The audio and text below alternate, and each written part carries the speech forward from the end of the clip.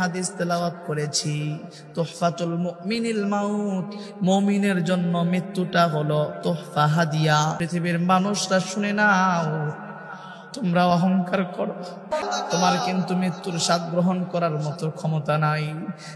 মৃত্যুর স্বাদ গ্রহণ করলে তুমি আর কোনোদিন সেই মৃত্যুর স্বাদ গ্রহণ করতে চাইবা না। হাদিসের ভিতরে পয়গম্বর মুহাম্মদুর রাসূলুল্লাহ সাল্লাল্লাহু আলাইহি ওয়াসাল্লাম বর্ণনা করেন, পয়গম্বর বলেন, হযরতে ঈসা আলাইহিস সালাতু ওয়াস সালাম তেনার একটা মুজিজা ছিল, কবরবাসীদেরকে জীবিত করতে পারতেন। কথা বলেন ঠিক কিনা?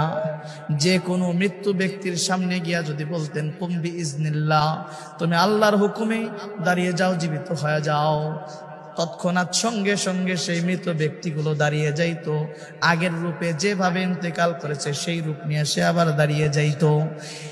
মুসলমান ভাইরা, আমার কথা ভালো করে বুঝতে হবে। এবার একদিনের ঘটনা, হযরতে পয়গম্বর ঈসা আলাইহিস সালাতু ওয়াস সালাম তার কিছু সঙ্গী সাথী নিয়ে একটি পথে চলতেছিলেন, অনেক দুরূহ পথ, মরুভূমির পথ ধরে।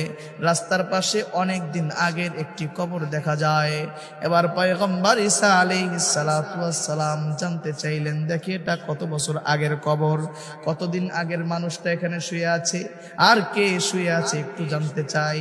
এবার কবরের সামনে দাঁড়ায় যখন পয়গম্বর ঈসা আলাইহিস সালাতু ওয়াস সালাম বললেন কুম বিইজনিল্লাহ, তুমি জীবিত হয়ে যাও আল্লাহর হুকুমে, সঙ্গে সঙ্গে জীবিত হয়ে কবর থেকে উঠে গেল। এবার পয়গম্বর ঈসা আলাইহিস সালাতু ওয়াস সালাম নাম জিজ্ঞাসা করলেন, তোমার নাম কি বলো দেখি। এবার তিনি বললেন, আমার নাম হলো শাম। পিতার নাম কি? বলে, আমার পিতার নাম পয়গম্বর নূহ আলাইহিস সালাতু ওয়াস সালাম।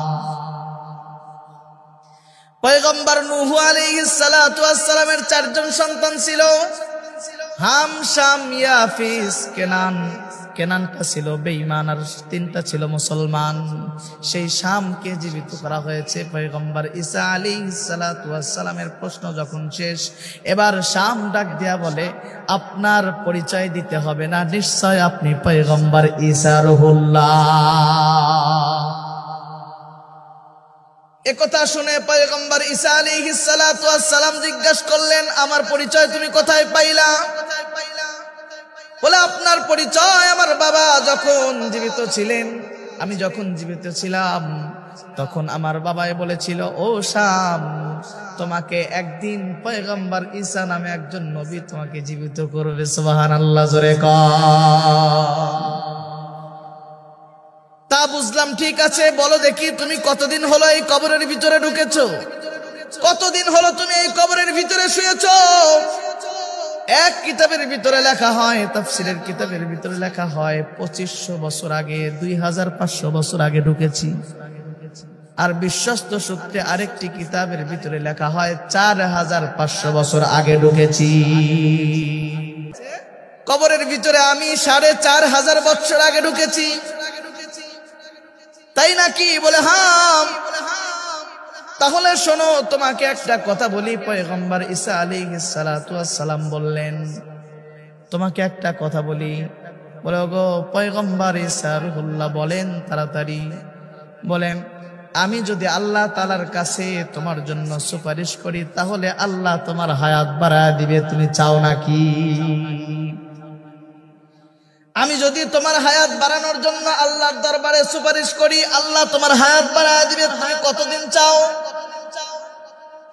এবার শাম ডাক দেয়া বলে, ও গো পয়গম্বর ঈসা আলাইহিস সালাতু ওয়াস সালাম, বুঝলাম আমার হায়াত বাড়ানো হবে কতদিন? বলে, তুমি যতদিন চাও। বলে, এর পরেও কি আমাকে ইন্তেকাল করতে হবে, মরতে হবে নাকি? এবার পয়গম্বর ঈসা আলাইহিস সালাতু ওয়াস সালাম ডাক দিয়া বলে, কুল্লু নাফসিন যায়কাতুল মাউত, আবার তো মৃত্যুর স্বাদ তোমাকে গ্রহণ করতে হবে। এবার শাম পয়গম্বর ঈসা আলাইহিস সালাতু ওয়াস সালামের পায়ে পড়ে গেছে, ডাক দেয়া বলে, ওগো পয়গম্বর, আল্লাহর নবী, আপনার পা দুটো ধরে বলি, আমি 4500 বছর আগে ইন্তেকালের যেই মৃত্যুর যেই স্বাদ আমি পেয়েছি, যেই কষ্ট আর যন্ত্রণাটা আমি পেয়েছি, আজ 4500 বছর যায় সেই যন্ত্রণা এখনো আমার মনে পড়ে। 4500 বছর যায়, এখন আমার সেই মৃত্যুর কথা মনে হলে আর হায়াত চাই না, আমার হায়াত লাগবে না। যদি ইন্তেকাল করতেই হয় তাহলে আমি আর দ্বিতীয়বার ইন্তেকালের স্বাদ গ্রহণ করতে পারবো না, এত কঠিন। ও মুসলমান, এই জন্য আপনাদেরকেও একটা কথার মেসেজ দেয়া যায়, এই মেসেজটা দিয়া গেলাম, মৃত্যুর স্বাদ কিন্তু গ্রহণ করা অতটা সোজা নয়। ও মুসলমান, এই জন্য মৃত্যুর কথা স্মরণ করে পৃথিবীর জমিনটা সুন্দরভাবে আমল করে গোছায় আসবে, কবরের প্রস্তুতি নেওয়া যাইতে হবে কি হবে না, কথা বলেন। 6 দিন পরে নখ খসে যাবে, 9 দিন পরে চুল। কবরের যে অবস্থা হবে আপনাদেরকে একটু বলি।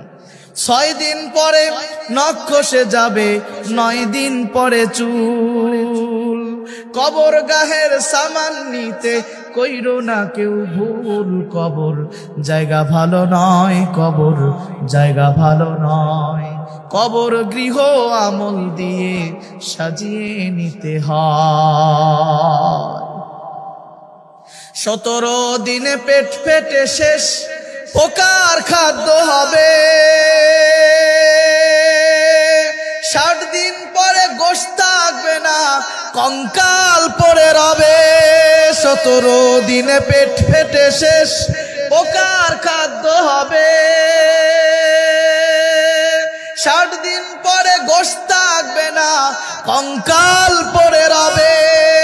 90 দিনে হাড়গুলি সব, 90 দিনে হাড়গুলি সব আলাদা হয়ে যায়। কবর জায়গা ভালো নয়, কবর জায়গা ভালো নয়। কবর গৃহ আমল দিয়ে সাজিয়ে নিতে হয়।